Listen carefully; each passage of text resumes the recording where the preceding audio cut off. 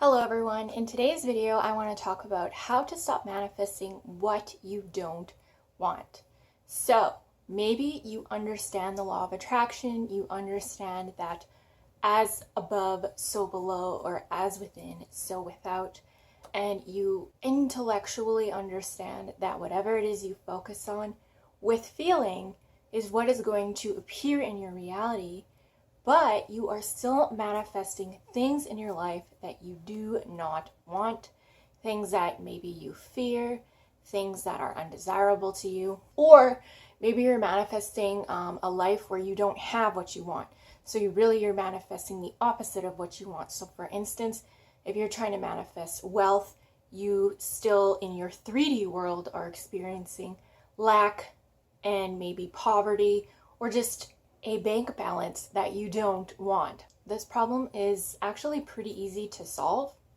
So I'm just going to jump right into the solution so you don't manifest the life that you don't want anymore. The first thing that you have to do is stop thinking about what you don't want. And I know that you might be thinking, but I don't think about what I don't want.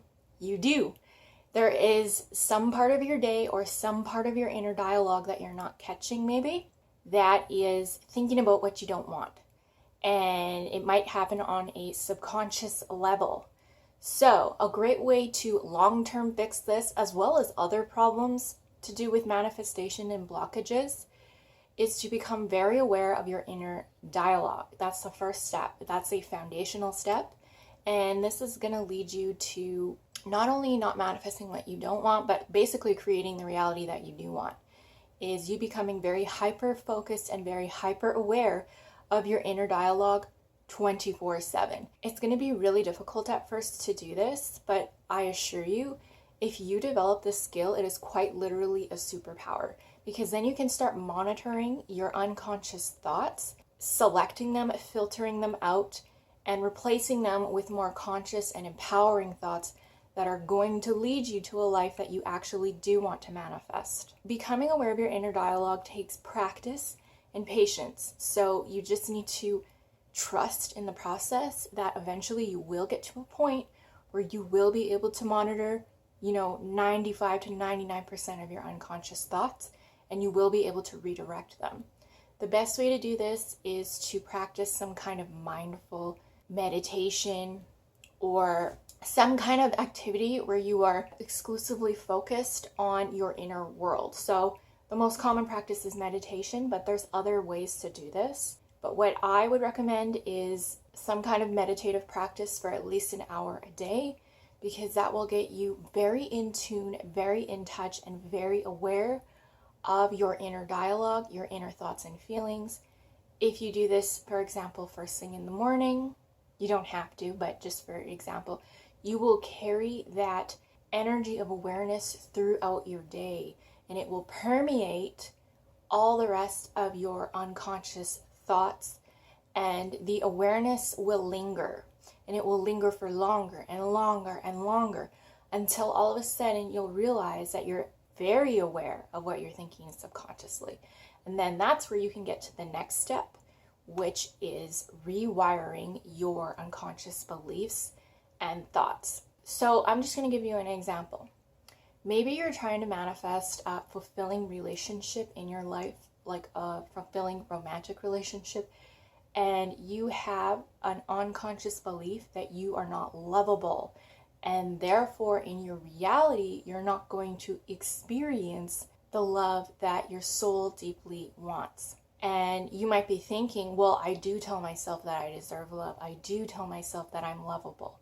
But it's not enough to counterbalance all of the unconscious dialogue that you might be having throughout your regular day-to-day mundane activities. So for instance, I'll give you an example. One of my friends has this block. She believes that she's unlovable and that all of her relationships fail, and she will never find someone that will love her as much as she loves them. This is a very deep-rooted belief that she has. It's not true, it's just what she believes. So whatever she believes is what she's going to experience in her life, and that's what she has experienced in her life. And it's because she creates those situations in her own life subconsciously, because that is her subconscious belief.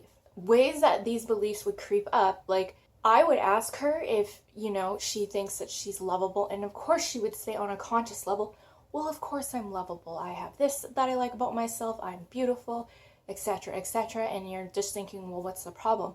Well, what I would notice throughout the day is when she would be interacting with people that she was seeing or dating, she would automatically predict that the guy that she was talking to would ditch her, would ghost her, wouldn't show up, or wouldn't react in a mature way. She would anticipate them basically screwing up or just not treating her right. She was expecting them to act this way, and it was very subconscious. So you could apply this to so many things. If you think that money is scarce, well, you're always going to create situations in your life where you don't have enough money, and it's going to be totally subconscious. So your job is to root out where these unconscious thoughts are coming from, and when they do sprout up, you have to just turn your inner eye on those thoughts, on those assumptions, on those beliefs that you have about reality in your life.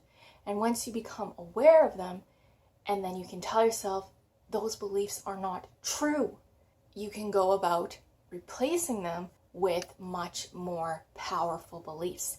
So in my friend's case, as soon as a thought would come up where she would think a guy would negatively respond or ditch her, she could instead turn that around and expect the guy to not ditch her, to treat her with love, respect, compassion. And she could start to visualize and imagine that as opposed to the total opposite, which is what she doesn't want. She could imagine herself being in a loving, fulfilling relationship every single day. She could repeat to herself, I am lovable, I am beautiful, I deserve a fulfilling, happy relationship. My twin flame is here now. Whatever affirmations that she's going to be comfortable with, and start to do the work of rewiring her subconscious mind. So that is how you stop manifesting what you don't want. The other side of the coin is once you start changing your thoughts, you have to also, this is really important, follow with your emotions.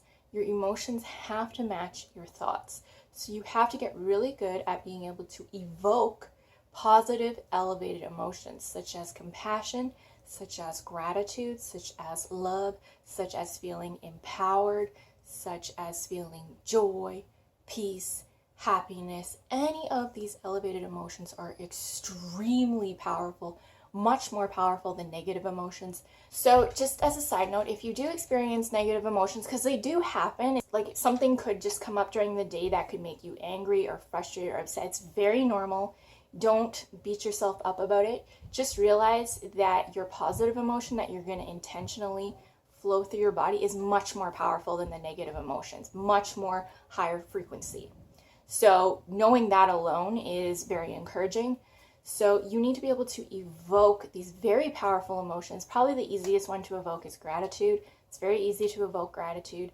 All you really have to do is imagine your situation that you would like in your life is already here, already exists, and then you're automatically going to feel grateful.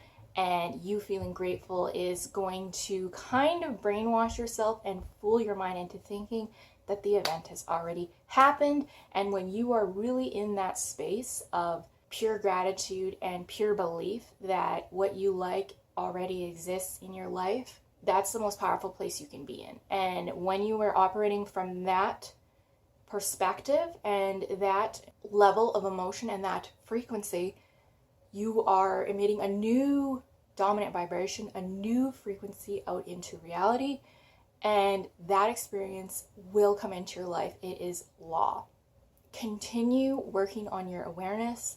Continue working on rewiring your inner dialogue. It is so important. The way you speak to yourself is so incredibly important. I see so many people and the way they talk to themselves. If they just knew how powerful their own inner dialogue was and how much it could really change their life, they would get rid of all of these self-defeating thoughts, sabotaging thoughts, negative, fear-based thoughts so quick if only they knew.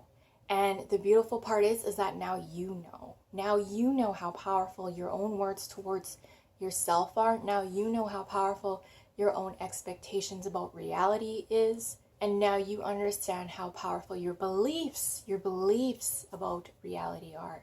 Really work through your beliefs. Once your beliefs are different, your life will be different. It's just law, and just have patience in the process of rewiring. It could take several months, and I know a lot of you don't want to hear that, but you might just need to be patient, and keep doing the daily work. Make sure that you have at least an hour to yourself to really recharge your own inner world, your spirit, your light body field. It's so incredibly important. Do not skip that hour. Okay, guys, I hope that this helped, and I will see you all in the next video. Bye.